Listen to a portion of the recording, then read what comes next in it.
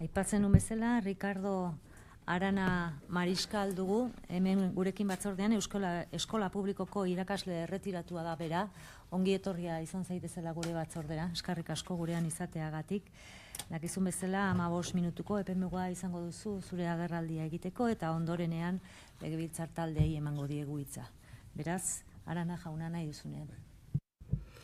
Buenos días y gracias por su invitación. Aunque debo comenzar esta intervención, que leeré para ajustarme mejor al tiempo marcado, señalando que estamos ante un debate, en mi opinión, con formas poco democráticas, en un marco de descrédito sistemático de la crítica, descalificación absoluta a quienes la practicamos, y un fondo de grave desprecio hacia esa parte de la sociedad vasca que no tiene la condición de vascohablante.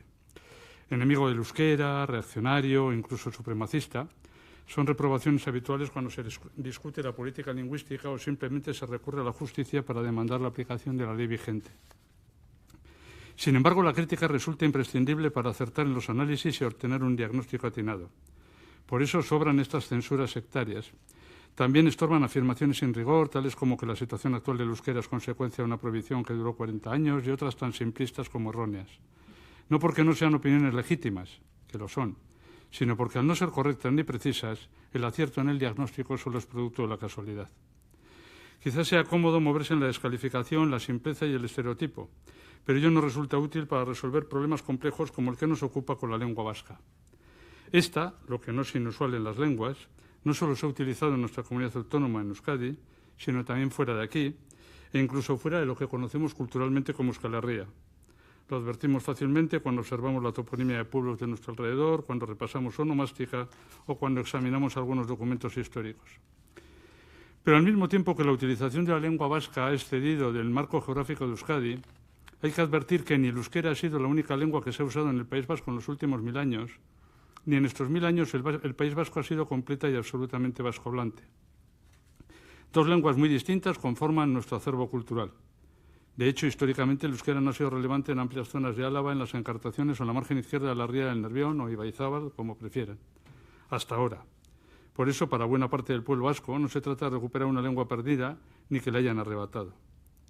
Nuestros acuerdos en materia de política lingüística pretendían precisamente que estas personas pudieran acercarse progresivamente al euskera, facilitando el acceso a su conocimiento y uso, sin ningún menoscabo de sus derechos y libertades, esto es, desde una perspectiva democrática. Perspectiva que exige respetar e incorporar su opinión. Estos ciudadanos, tan vascos como los demás, tienen todo el derecho a ser tenidos en cuenta. Y nuestro país, el País Vasco, tiene también derecho a que se respete y reconozca su diversidad sociolingüística de forma activa, facilitando el derecho que asiste también a estos ciudadanos a intervenir en la definición de las políticas que les afectan y sin merma de sus derechos, incluido el acceso al empleo público en condiciones de igualdad. No hacerlo supone adoptar otra actitud lejana al pacto y nada democrática, en mi opinión. Decimos que necesitamos que más personas de nuestro país conozcan y utilicen el euskera, pero la definición de cómo lograrlo desde el punto de vista democrático no corresponde únicamente a los vascohablantes, ni siquiera a los vascófilos. En el diseño de esa política expansiva del euskera, también la población no vascohablante debe tomar parte de forma decisiva, a no ser que optemos, como lamentablemente parece que hacemos, por la imposición. Pero esto no es ni democrático, ni justo y ni siquiera eficaz, como demostraré. La injusticia de esta política se muestra nítidamente en estas proposiciones de ley que reservan a una parte de nuestra población el acceso al empleo sostenido con fondos públicos, independientemente, y por eso es injusta, de cuál es el objeto de esos puestos, las necesidades que deben atender y la población a la que deben servir. Ciertamente no es algo nuevo. Llevamos tiempo sufriendo este desafuero cuando se exceden los criterios de proporcionalidad y razonabilidad que deberían reunir los requisitos lingüísticos de los puestos de trabajo públicos, rebasando los denominados índices de obligado cumplimiento, la clave de bóveda de nuestro sistema de función pública. Unos índices que no se han vuelto problemáticos. Lo problemático es que una parte de nuestras instituciones y sus responsables ni los entiendan ni compartan su significado. Y el intento de superación de estos índices, de exceder el marco legal aún vigente, ha generado, entre otras cosas, una lógica litigiosidad. Y legalizando los tribunales recurridos por los afectados, este desbordamiento insensato y arbitrario cuando así se constata. Lo probaba una sentencia reciente, la referida a la oferta de empleo del IFAS vinculada a la Diputación Foral de Vizcaya. Un 20% de demanda de atención en euskera, el 45% de índice de obligado cumplimiento, pero una exigencia administrativa desmedida de casi el 90%, que ha reprobado razonadamente la justicia. Y no es más que uno de los muchos ejemplos posibles. Eliminar estos índices de referencia obligada, como se pretende, no frenará tal litigiosidad, sino que la ampliará creando nuevos problemas, porque privar de referencias concretas a las instituciones dejará a criterio de cada tribunal la ponderación de las convocatorias, su razonabilidad y proporcionalidad, y entonces sí podrá concluir una mayor inseguridad jurídica. Hay otra argumentación especialmente inconsistente en la defensa de estos proyectos, aquella que justifica la exigencia de conocimiento de euskera en todos los puestos de trabajo en los servicios públicos para que los funcionarios vascohablantes puedan practicar continuamente y no pierdan así el nivel de euskera conseguido.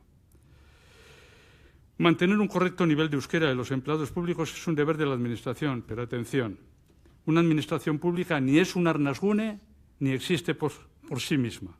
Es una instancia subordinada que no puede existir sino en función de los intereses y necesidades de toda la colectividad. Se opone de forma radical a una opción histórica bien conocida, la apropiación del poder por parte de burócratas que utilizan el aparato administrativo en beneficio de sus propios intereses. Funcionariocéntricos que dejan de defender la radical subordinación del aparato administrativo y sus agentes al servicio público para pasar a apelar a situaciones funcionariales. Cuando esto se hace, las opciones lingüísticas del ciudadano acaban resultando intrascendentes para la Administración, perdiendo todo su valor referencial para configurar la acción pública. Decía que estamos ante una política lingüística injusta, y es que obtener en Euskadi un puesto público cada vez depende más de la cuna. Es la población vascohablante y la que dispone de mayor nivel socioeconómico la que es bilingüe, mientras que los ciudadanos que no conocen o utilizan la lengua vasca cuentan en su gran mayoría con menos recursos. Crucen los datos de renta familiar y conocimiento de euskera y lo observarán perfectamente. Y no espera la promoción de estos proyectos de ley ni siquiera que las medidas de mayor gratuidad para el aprendizaje de euskera que comienzan ahora a implantarse puedan producir un efecto más nivelador. Tampoco espera los frutos de la generalización del modelo lingüístico en inmersión, tal vez porque ya sabe que los niveles demandados siguen solo al alcance de esas buenas cunas. No espera nada para cometer esta injusticia de intentar reservar el 20% del empleo en Euskadi, en general el que cuenta con mejores condiciones, a una parte reducida que posiblemente no supera un tercio de la sociedad vasca. Pero es que además esta errónea política lingüística que estamos desarrollando de forma sistemática estos últimos años y que ahora pretende un cambio del marco legal acordado en los años 80, resulta inútil para la consecución de los objetivos que dice defender, satisfacer los derechos lingüísticos de los vascohablantes.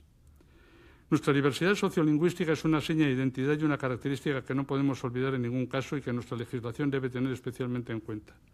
Las medidas que debemos aplicar en el Goierri guipuzcoano, en Tolosaldea, Busturialdea o Arratia, en las comarcas del Deva, Urola o Leartibay, no podemos ni debemos aplicar en la Rioja Alavesa, las encartaciones, el Gran Bilbao, Vitoria-Gasteiz o Donostia-San Sebastián. Cuando lo hacemos, nos causamos un enorme daño a todos nosotros. Mi rechazo a esta política lingüística no es solo una cuestión de principios, es también una cuestión de eficacia y de eficiencia. Lo sufrimos en el sistema educativo. En 2011, con un 57% en enseñanza íntegramente en euskera en segundo curso de la ESO, el alumnado que no superaba el nivel inicial en esta lengua en ese curso era en total el 36%. Este año, 2025, con un 75% de enseñanza íntegramente en euskera en esa etapa, el porcentaje del total de alumnado que no supera ese nivel inicial en este mismo curso llega ya al 42%. La extensión indiscriminada de la inmersión lingüística se ha demostrado especialmente perjudicial para la población castellanohablante con menos recursos, pero también inútil para el avance del euskera. En el debate de estas proposiciones de ley, uno de los ponentes denunciaba que en muchas ocasiones sus hijas no eran atendidas en euskera en el sistema público de salud. Hace poco se ha planteado, lo he visto, un ejemplo similar. Y yo coincido que tienen derecho a ello. Y añado, la Administración tiene la obligación de organizarse para atenderlo. ¿Lo hace? Veámoslo. En la OSI de Baracaldo-Sestao, como en todas las demás, hemos consultado las preferencias lingüísticas, antes se ha indicado. Nos ha contestado un 83% de sus más de 131.000 pacientes y de ellos algo menos de un 1%, estos 1.200, demanda atención sanitaria en euskera.